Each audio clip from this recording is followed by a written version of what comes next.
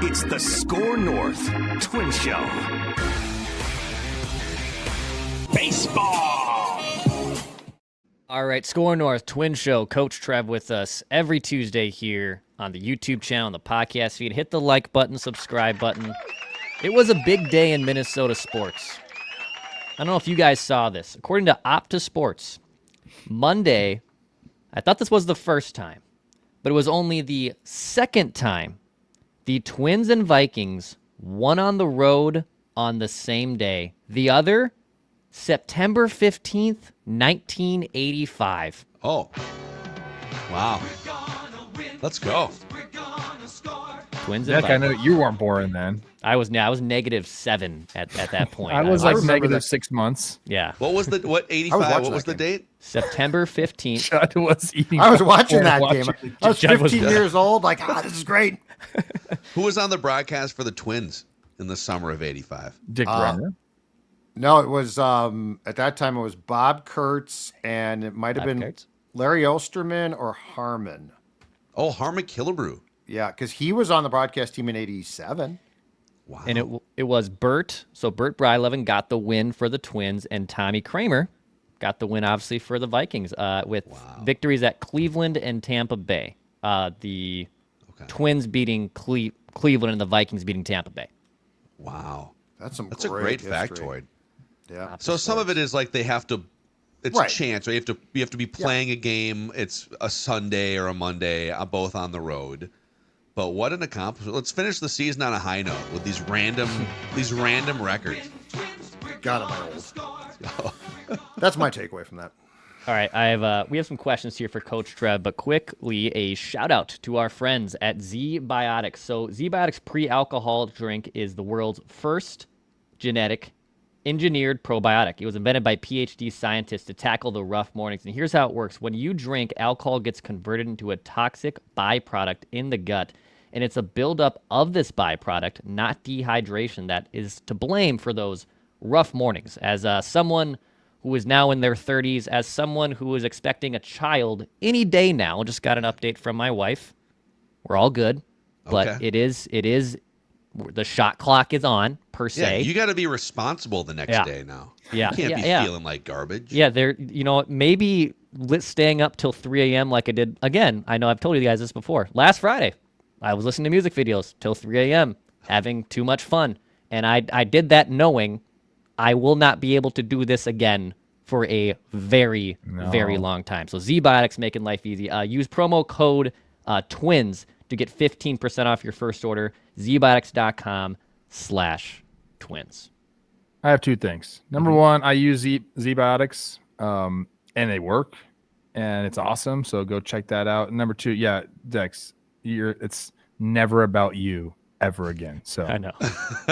like literally, it's never about you ever again.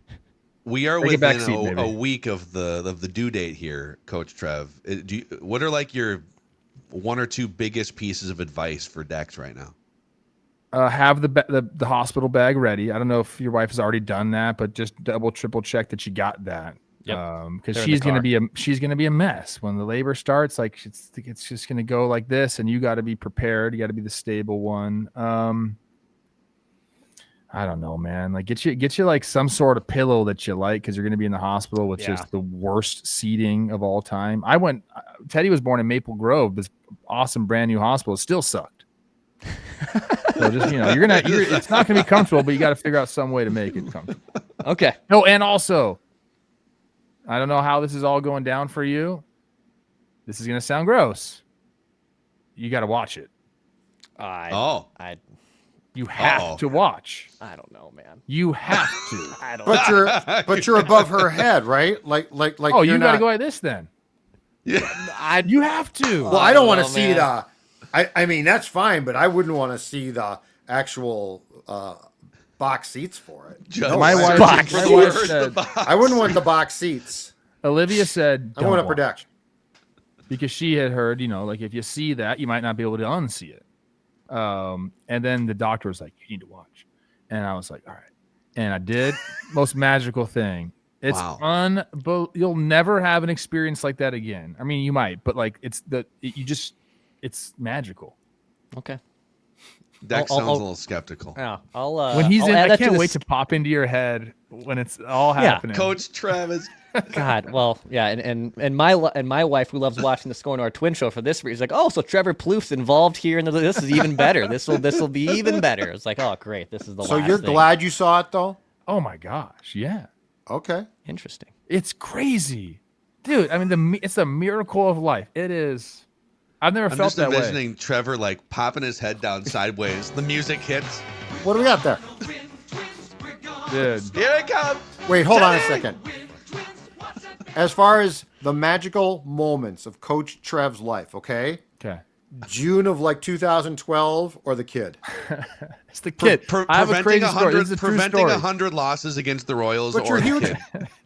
Your huge month of home runs. I'm just curious where that ranks.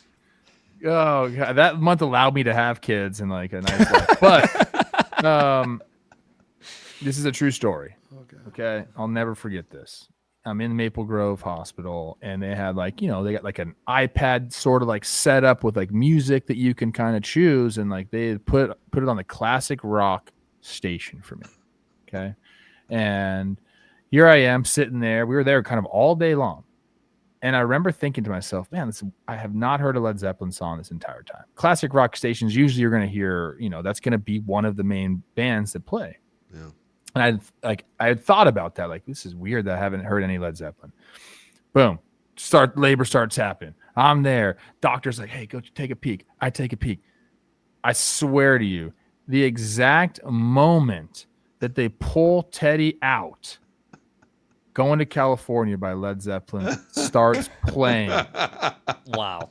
Like the exact moment I said, there's some people pulling strings somewhere here. I don't know, man. I just take this is the debate of I want my son's first song to be like Ocean Avenue by Yellow Card because I love that genre of music. Yellow Card, let's go. And my wife wants like all the Taylor Swift album on repeat, and I'm like, we can decide which one gets played first. We can figure that out. Okay, so this is the scene. You have Taylor Swift on the iPhone playing. You take a peek. You still got it playing. Yeah, this is great. You're locked in. Okay. All right. It's like you're trying to steal a catcher's signs. Just take a peek. Just take a peek. Just take a little the jazz peek. Thing? What a jazz. Oh, that's the jazz thing from second base now, where they're like, it's crowning. It's crowning. Also, be prepared for your baby to be ugly. Like, it is not a cute thing. Like, it's ugly. But it is what it is. They're like kind of gross looking, but I think this baby's gonna come out with a full mustache. Actually, just full mustache. Oh God. Just like Dad. Wow. So this is what happens when the Twins are 64-80. this is way better, by the way. They have the worst record in the majors since the All-Star. At least I think they still do since the All-Star break, if not the worst. They're hot one of the worst records. But Coach Trev, you were on the call, correct? You weren't on the call. You were in KC. I called two of the games. One was a Fox game. So I had games in KC. I got the games in Anaheim now. Okay, very cool. So you're obviously there. Royce Lewis, obviously a big home. He went to high school not too far away. I was in that area like in May earlier this year. Big moment for Royce. And honestly, I know Keyshawn's tearing the cover off the ball, and I know Royce had the comments about the stats thing that some people were set off by. But I think him finishing this season strong is something I think to hold if you're a Twins fan of, okay, we got our guy hopefully back here and a good reset, and maybe he's back to being the normal Royce Lewis in 26.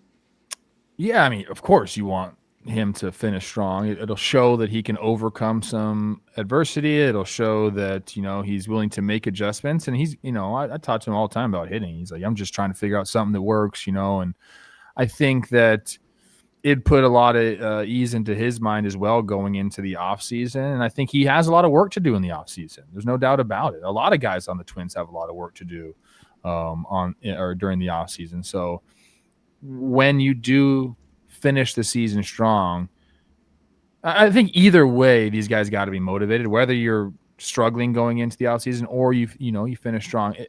Either way, there's a lot of work to be done, and I think they all know it, which is that's a positive thing that you could take from this situation. Like nobody's saying like, "Hey, I'm doing my thing." Like nobody's saying that because they're not. They're just not. And Keyshaw would never say that because he's a saint and a gift from God. So the work is going to start, and that was what I wanted to tell you guys. Oh, so I'm going to save it for the show. I had a thought yesterday, and I was like, okay, we got our moose, right?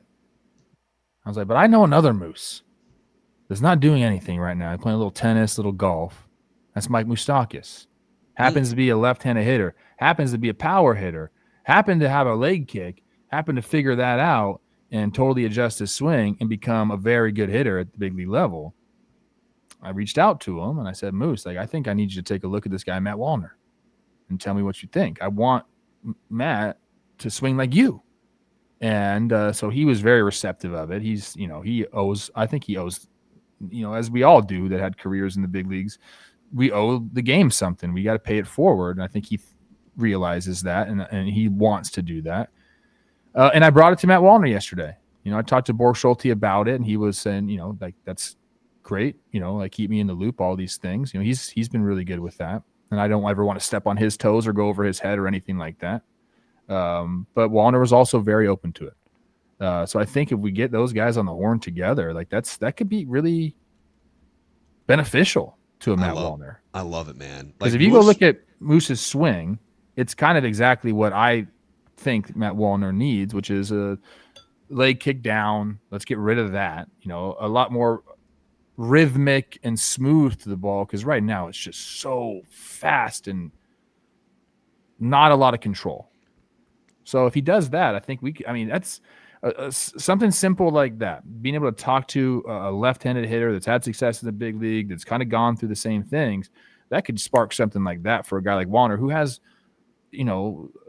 elite bat speed, but that elite bat speed doesn't mean anything if you're not making consistent contact. So what is what is that conversation like? So you're a hitter, and like there's a fine line between if you're like a 215 hitter who's barely scratching a 300 OBP and you hit some home runs, but if you were to like have an extra hit or two per week, or a better like 3 or 4 better at bats per week, that could dramatically swing your productivity for yourself and the team. So it's like this really fine line over the course of 6 months of Moustakas, who would hit 30, 38 home runs over different seasons, and a guy who lands on like 22. What specifically would they be talking mechanics? Would it be like other approach? Like what is the meat there? I think it would be about adjustments and being willing and able to make adjustments at the big league level. Because when you think about it, man, and this is how I feel like I can get a lot of guys' ears and kind of help them out is in today's game, they are not looking to pay you. Like they're just not. So like they want a lot of 0 to 3 guys, and then they'll let you go through arbitration a little bit. Once you get to that second year of arbitration, they start saying like, you better put up or shut up, basically. So if you want to have a long career, you have to be good for 6 years.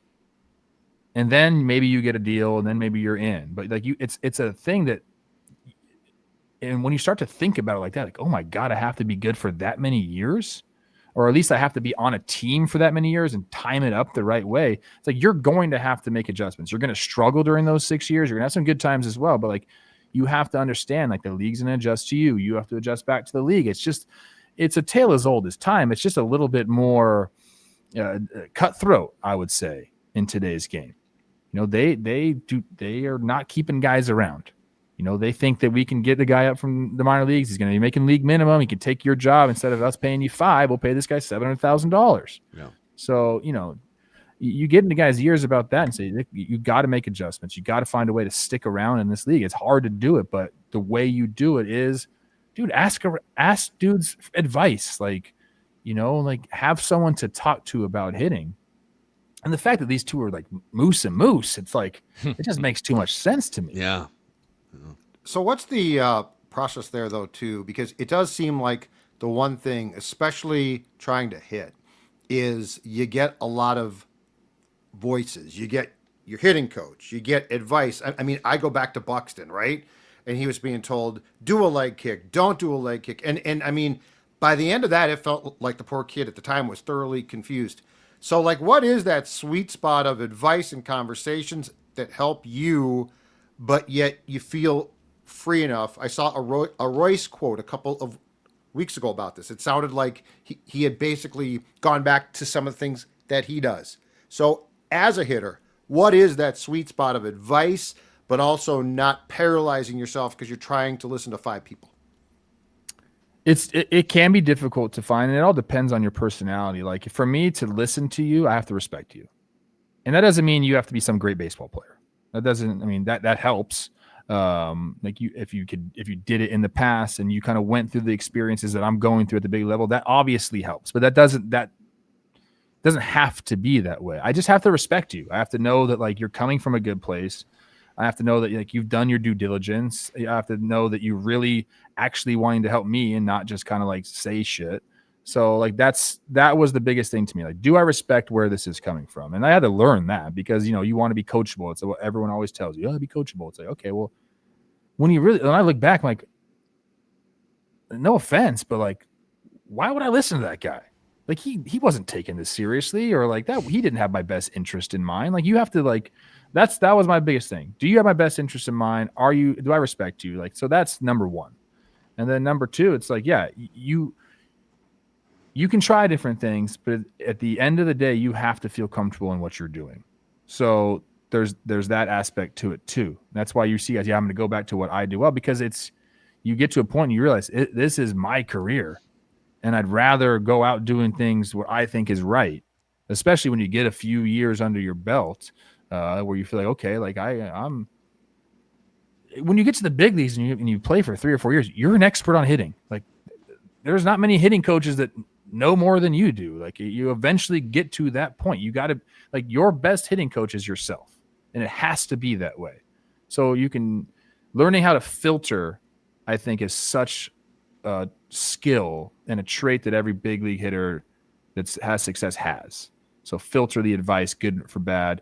So yeah, for me, it was, I got to respect you. You got to learn how to filter advice. And then ultimately you just got to feel comfortable in doing it. So it's just, I went back and forth whether I was going to talk to Wallner yesterday. Cause I'm like, I don't know, man. It's like the end of the season.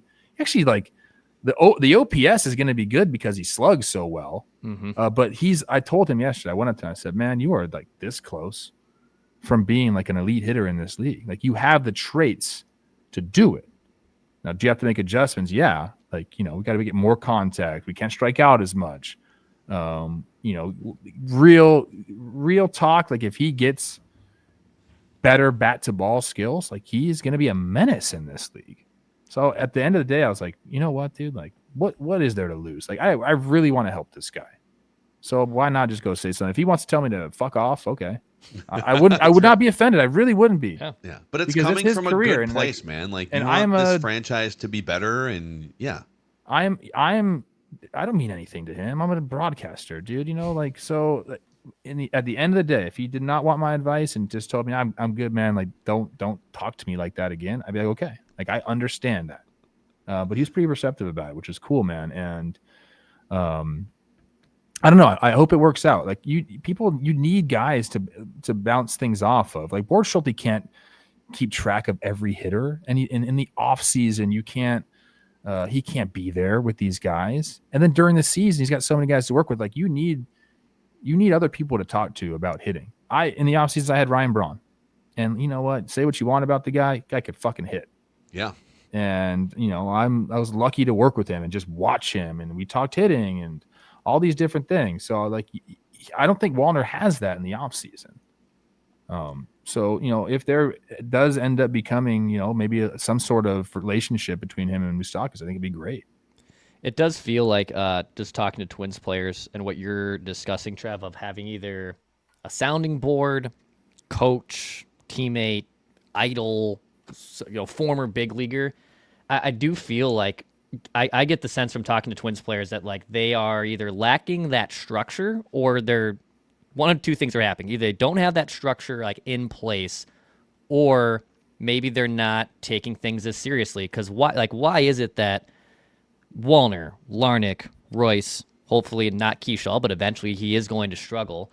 All these like basically first round, top of the round picks that you're making in your organization, like are either right up here as some of the best hitters in the league, or are struggling to the point where like Matt Wallner, because I remember talking to Rocco this year, he, and maybe you've noticed this too, if it's low and away, like he can go down there and get it. If it's belt high, he doesn't have a shot in hell of hitting that pitch. And when you look at a guy that's that big and strong, like I'm like, how? How does a guy that large and with the bat speed and with all that stuff not being able to like just punish a ball belt high? But to go back to like, I think the environment and having that, and I think some of it is on players. I don't think it's just like the Twins are failing all these guys and it's all their fault. I do think there's some self-owning that has to happen and recognizing that you have to be better. But I do get the sense that like that is something that is maybe lacking. I don't know if that's a player or if that's just a teammate or what it is, but I do get the sense that is lacking in this organization. I honestly, I don't know if it's lacking. Like, I think there's plenty of guys that you can bounce ideas off of. I think it does fall on the players. Like, do you want this advice? And one reason I think that a lot of guys don't reach out to veteran players is because they're already inundated with so much data. Mm-hmm. Like, they're just getting so much stuff thrown at them every single day, and they keep getting told, hey, pitching's better now than ever. And so, like, they kind of disregard what other people have done. And that's kind of like, that happens every generation. Okay, hey, back in your day, they were throwing 80 miles an hour, dude. Like, now they're averaging 95, which is true. But, you know, there's the mental aspect, I think, never changes. It's the highest league that you can get to. It's the hardest form of baseball that you're ever going to play. The pressures largely remain the same. So, like, that's the stuff that I would talk to. But there's plenty of guys, man. Like, Morneau's willing to talk to anybody about hitting. And guys have reached out to him. Luke Keyshaw asks a ton of questions. When he was rehabbing, man, I'd be around the cage. He talked to me, talked to Morney. And I'm a little bit more pushy with like saying, hey, like, listen to me. Like, Morney doesn't do that. And but he's a wealth of knowledge in hitting. So you got him around. Mauer would do the same thing. He's not around as much as Morney is. So maybe they don't feel like they can. But Mauer would talk to guys about hitting anytime. And the list can go on and on. There are guys that you can do it, but you have to reach out. You know, there's only a couple of idiots like me that'll come and just run to you. Like, you got to reach out to talk to them. It's true. I mean, so I don't think there's a lack. I think that sometimes does come into the fact of, man, do I really want to hear somebody else give me an opinion? I've already got so much on my plate. Like, I'm trying to, you know, like, I think that is happening. But I would advise, I mean, in any form of life, don't you want to like if you could ask somebody who's been successful in what you're trying to do some questions? I mean, companies pay millions of dollars to consultants. Yeah. And people, like, there's like apps that you can go and talk to people that have done what you've done. They pay for it. Like, this is all free for baseball players. I just asked some guys, like, they'd be more than happy to help out and just kind of listen or give advice, whatever you want. I think that needs to be something that people do. I love it. I love that you're kind of helping to facilitate this. Not that it's like an official capacity, but, you know, like, we all see where this organization has gone the last 2 years, and there's people that were drafted by this team, you and others, and came up through the pipeline and contributed to this organization and love this organization. And it's like, it all comes from a place of wanting this thing to be better. And I don't know, man, like, they've lost their way the last couple of years, and a lot of the stuff that you preach on this show and that you've talked about, even like some of the stuff, the Tori Hunter stuff last week, a lot of it makes sense. And this is dude, we should get into just like zoom out here. The Athletic ran a state of the Twins organization poll and survey among fans. And we should touch on that. Dex, do you care if I shout out Running Aces here real quick? Okay. So Running Aces, old poker Phil Mackey used to spend a lot of time at Running Aces back in the day, playing 260 spread limit and acting like he knew what he was doing. Running Aces, we just had our Purple Daily Unplugged event there last week, and it was just a multi-million-dollar renovation where they now have a 53-foot continuous LED screen for sports watching, football, etc. So in addition to just being a really cool bar restaurant area to watch sporting events, Running Aces is also a great place for blackjack and poker and harness racing. Bingo returns on September 23rd. It's smoke-free, it's bright, it's energy-filled. They have a ton of fun events coming up, and you can find out more information at runaces.com. Super easy access off 35 on the north edge of the Twin Cities with a massive parking lot and a hotel. Runaces.com. Also, a shout out to North American Banking Company, 6 locations across the Twin Cities: Maple Grove, Roseville, Shoreview, Hastings, Woodbury, 50th, and France. If you're looking for a better banking experience, whether it's the basics like checking and savings, or you're planning on buying a home or tackling a renovation, financing something bigger, setting up a new business, paying a new private hitting coach, whatever it may be, North American Banking Company can help give you a better banking experience. Go to nabankco.com/Mackey to learn more. That's nabankco.com/Mackey. Member FDIC, equal housing lender. So Baseball. this survey came out, and 6,000 Twins fans responded to it in The Athletic. I think Aaron Gleeman helped to sort of facilitate the findings. And 98.5% of people, when asked, do you want the Polettes to sell the team, said yes. 1.5% said no, which is pretty wild. Like, I thought maybe 80-20, 90-10. And then fans were asked to grade Rocco, grade the front office, and then grade the ownership group. And Rocco's like, people kind of love Rocco. Fans, I mean, it's a little 50-50, but Rocco got like 30% A's and B's, 30% C, and then like 30% D and F. Front office was leaning more toward like C, D, and F. Ownership was like straight D and F. So like the organization knows the team isn't winning. Fans specifically don't spend money because they don't like the ownership group. And they've got like kind of middling to bad grades on everything else. So if you were to untangle, and like you were the consultant being paid millions of dollars, you were the crisis PR firm. Knowing that information about how fans feel and knowing where the product is on the field right now, what are like the 2 most important things you would write on that whiteboard as a consultant for this organization? One for the business side, one for the baseball side. I think I just have one, and I'd be like Kevin Costner in Draft Day, and my little yellow paper would say Tori Hunter no matter what. Wow. That's what it would say. I think it solves both. I mean, and look, talk about what capacity you want him in. I mentioned on the broadcast yesterday, seeing him in the Angels dugout with an Angels hat on, did not like it. Like, that guy needs to be in the Twins organization. Now, you just mentioned those polls, popularity, whatever it is. What do you think he would rate if they put a poll out? If you put a question out that high. Would you want Tori Hunter to be part of the organization again? It would be 100%. Yeah. So, like, if you want, I'm going to put that out right now. I don't know if you remember what good PR feels like, because it's been a while since they've got it, right? Probably since 2023, right? Yeah. If you want good PR, I got a solution for you. He's sitting right there in a different uniform right now, but you can get him. If you want him, you can get him. Like, that would be it. I'm literally tweeting this poll out right now. We can craft it together. Topic on today's Twin Show with Trevor Plouffe. Okay, hold on. You're getting me in trouble. Yeah, here. Okay, I'll take your name out. Yeah. Take my name out. Well, we're talking about it on the podcast. I understand that. Within the podcast, I'm fine. I'm just saying, like, that to me is a no-brainer. What do you think he wants to do? I know what he wants to do. Do you think he'd be? Do you He think wants to be he'd in the good dugout. at managing? He wants to be in the dugout. You draw from that what you want. Now, in your opinion, then, if that was to be a possibility, do you think that he and Falvey could coexist, since we know that the Twins have a structure where people blame Rocco for everything, and let's just say I ain't buying that.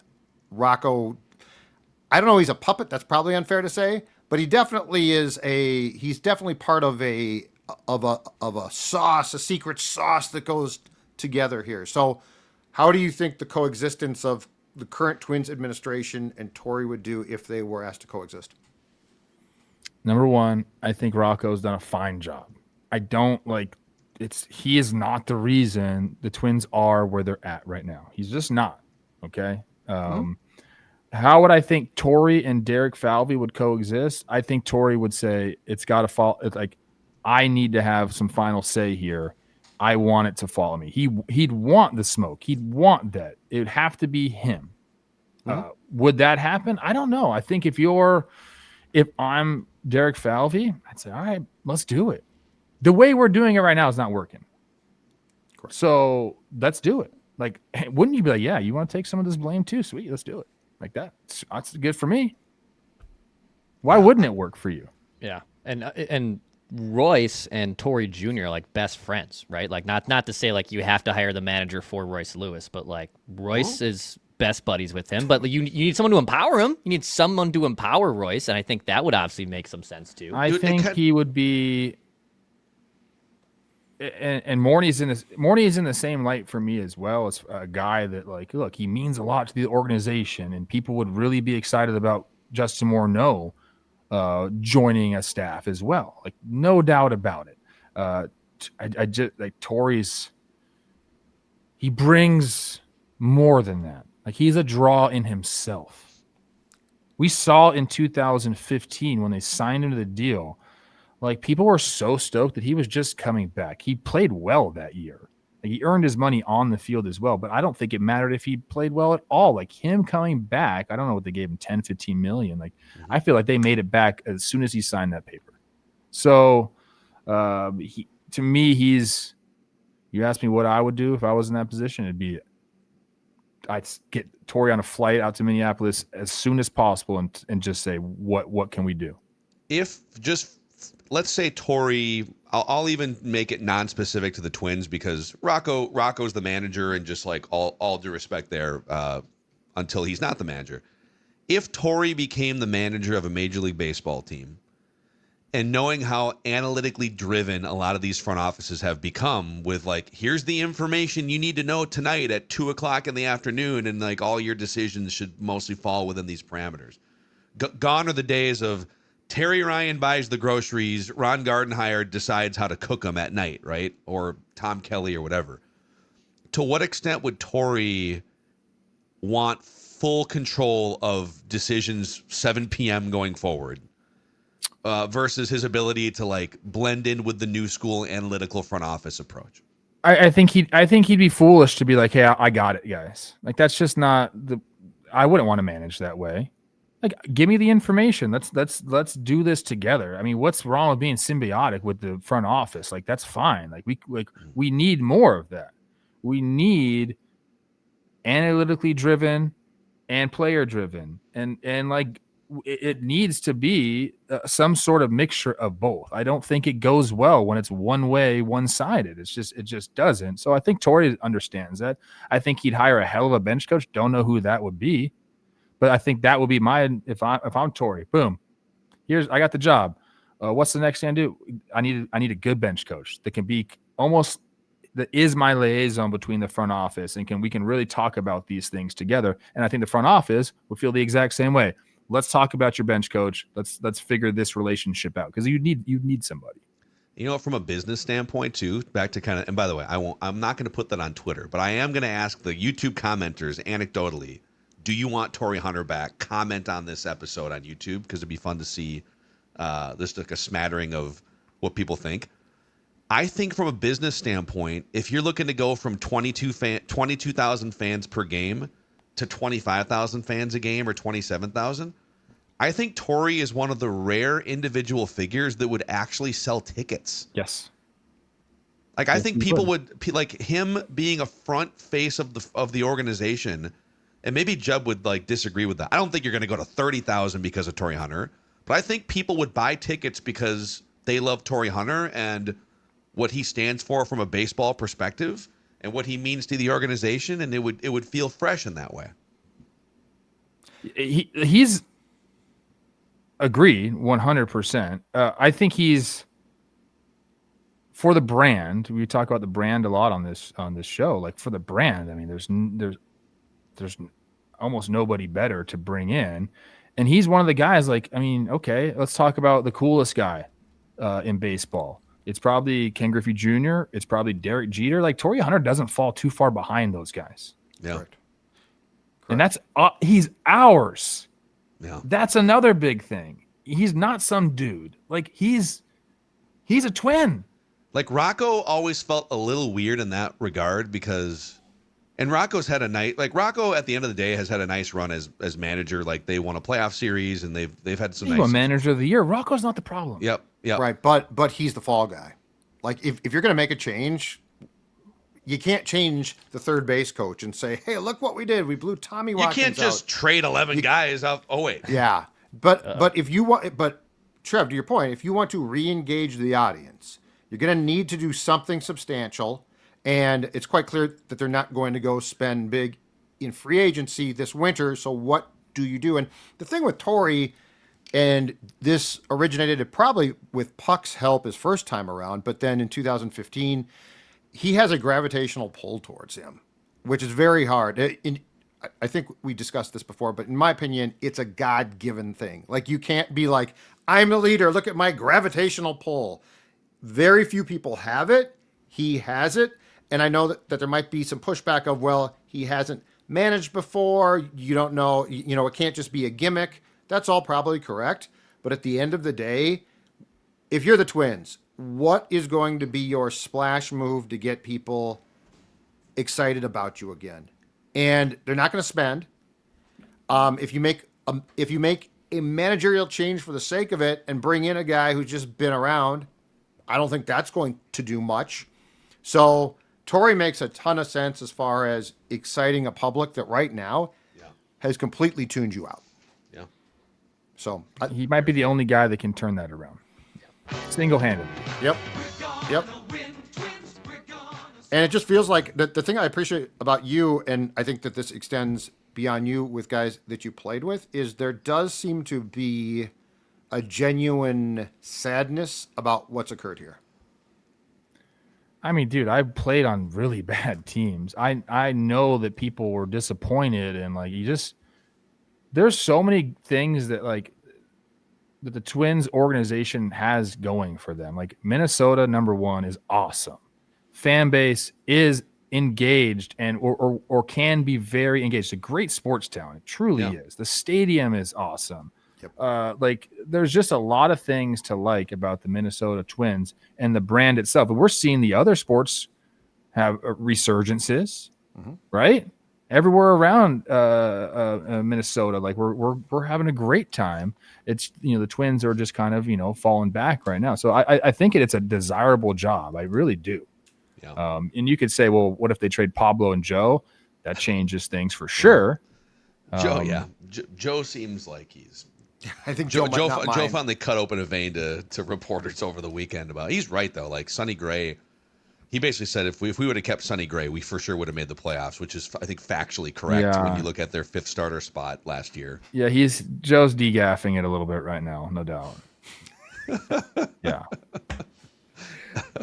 I don't know, man. I don't know. I don't know if that's ever going to happen.